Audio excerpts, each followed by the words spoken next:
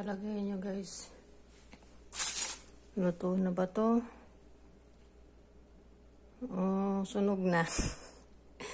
Nag-uusok kasi pag doon sa dapat hininaan ko na lang, nalakas pala ng apoy. Dapat pala hininaan ko na lang. Patayin ko na kayo, bahala yung nanay ko dyan. Ay, hindi pala to. Para kasing sunog na yung dito. Pinababantay niya sa akin kung luto na daw, patayin ko na. So, hindi ko alam. Luto na siguro. Palagay niyo guys. Diba? Kaya ulam na, naging pato pa. Ayan na guys. Yummy, yummy. Ayan pa. Yung ito pala yun. Ano namin. Yung rice. Patay tayo yan.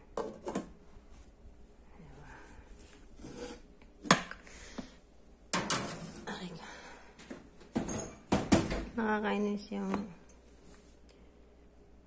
kailangan na mahaba yung video. Bawal na yung more than 1 minute, 120 lang. Kailangan mga 2 minutes to 3 seconds.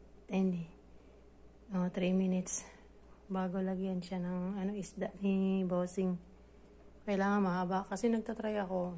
Pag kahit mga 120 minutes na, nag-automatic reel pa rin siya. Nakakainis talaga. Ayan. Sorry. Bored na. So, takpan na natin guys. Bye guys.